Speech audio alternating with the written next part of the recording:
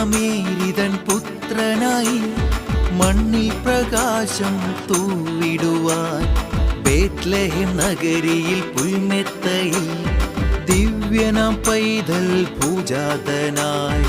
കന്യാമേരിതൻ പുത്രനായി മണ്ണിൽ പ്രകാശം തൂവിടുവാൻ ബേത്ലഹേം നഗരിയിൽ പുൽമെത്തയിൽ ദിവ്യനാം പൈതൽ പൂജാതനായി.